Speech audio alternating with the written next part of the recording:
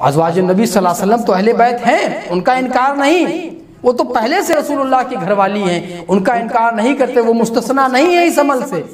لیکن اب تم جن کو شامل کر رہے ہو، یہ بھی اہل بیت، وہ بھی اہل بیت، وہاں بھی ہر کس و ناقص کو اہل بیت میں شامل کر رہے ہو، یہ در حقیقت تم اسلام کے ساتھ اور اہل بیت کے ساتھ زیادتی و ظلم کر رہے ہو۔ تمہاری یہ سازشیں ہم غلامان اہل بیت کے سامنے نہیں چلنے والی، ہم اہل بیت کی عزت و ناموز کی پہرا دینے والے ہیں، ان کے ناموز پر پہرا دینے والے، ان کے ناموز کی حفاظت کرنے والے ہم ہیں۔ تمہاری کوئی بھی سازش ہم ناکام کر دیں گے، تم کتنی بھی سازشیں بناؤ، ہم سب ناکام کرنے کے بیٹھے ہیں۔ تو اب بات ہے حسین کی، تو حسین نے وقت کے فرعون کے سامنے بھی سر نہیں جھکایا اور اس فاسق و فاجر کی بیعت سے انکار کر کے مدینے کی طرف چلے گئے، مکہ سے مدینے، پھر مدینے میں کئی ماہ رہنے کے بعد پھر آپ نے مدینے سے کربلا کا سفر کیا۔ خوب لوگ جانتے ہیں کہ کربلا میں کیا ہوا۔ حسین کی قربانی تنہا حسین کی قربانی نہیں ہے، میں کہہ چکا ہوں کئی بار، حسین ایک تنہا نہیں، حسین ایک امت کی شکل اختیار کر چکے تھے۔ اللہ اکبر کبیرہ۔ حسین تو وہ ہیں جن کے بعد نبی پاک صلی اللہ علیہ وسلم جن کو اپنی دوش پہ بٹھا کے سواری کراتے تھے، جن کو ان کے گھر سیدہ فاطمہ کے گھر جاتے اور ان کو اپنی پشت پہ بٹھا کے سواری کراتے۔ کل امت کو آپ نے یہ پیغام دیا تھا کہ حسین مجھ سے ہے، میں حسین سے ہوں، حسین مجھ سے ہے، میں حسین سے ہوں، اور انا حرب لمن حاربہم انا سلم لمن سالمہم، جو ان سے لڑے گا میں ان سے لڑوں گا، جو ان سے محبت کرے گا میں ان سے محبت کروں گا، جو ان کے ساتھ سلامتی کرے گا میں اس کے ساتھ سلامتی کروں گا۔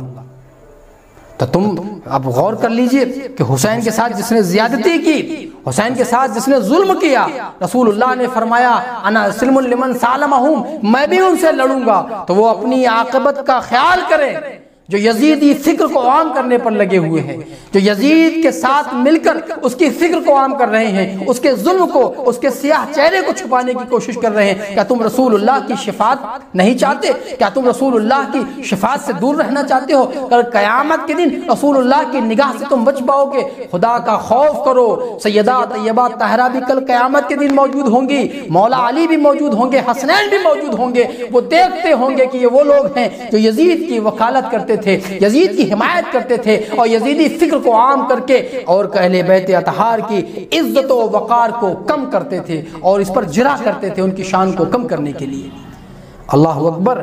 آج اہل بیت اطہار کی ناموس پر ہر طرف سے حملے ہو رہے ہیں، ہر چہار جانب سے اہل بیت کی فضائل و مناقب کو کم کرنے کے لیے حملے کیے جا رہے ہیں۔ کوئی نعرہ لگانے کھڑا ہو جاتا ہے، کوئی کسی فکر کو عام کرنے کھڑا ہو جاتا ہے۔ 1400 سال سے امت مسلمہ میں جو فکر عام نہیں تھی، 1400 سال سے علماء اہل سنت میں جو فکر عام نہیں تھی، جیسے جیسے دن بدن معلومات میں اضافہ ہو رہا ہے، علم میں اضافہ ہو رہا ہے، علم میں ترقی ہو رہی ہے، ڈگریاں زیادہ ہو رہی ہیں، پلیٹ فارم زیادہ تیار ہو رہے ہیں، شعبے جات زیادہ تیار ہو رہے ہیں، تحقیقات کے دروازے کھل رہے ہیں، علم بڑھ رہا ہے، میں دیکھ رہا ہوں علم کا انفجار ہو رہا ہے، علم کا انتشار ہو رہا ہے، ویسے ویسے ایسی معلومات میدان میں آ رہی ہے، ایسی تحقیقات میدان میں آ رہی ہے، ایسی آراء و فکر میدان میں آ رہی ہے جس سے ما قبل کے علماء، دانشوران، غلامان اہل بیت ناواقف تھے۔ کیا کیا فکریں تم پیش کر رہے ہو، کون کون سے فکریں تم لا کے میدان میں رکھ رہے ہو کہ اہل بیت قرابت مصطفیٰ میں تم صحابہ کی پل جماعت کو شامل کر رہے ہو؟ تمہیں شرم نہیں آتی؟ کیا صحابہ بھی اہل بیت میں سے ہیں؟ رسول اللہ جس کو فرما دیں سلمان منا اہل البیت، سلمان میرے اہل بیت میں سے، رسول اللہ نے فرمایا تو ہے، تم جن کو شامل کرو گے وہ نہیں ہو سکتے، قیامت تک نہیں ہو سکتے۔ اہل بیت کے بارے میں صحابہ نے پوچھا یا رسول اللہ وہ لوگ کون ہیں جن سے محبت ہم پر واجب کر دی گئی ہے؟ من قرابتک ہؤلاء الذین وجبت علینا مودتہم،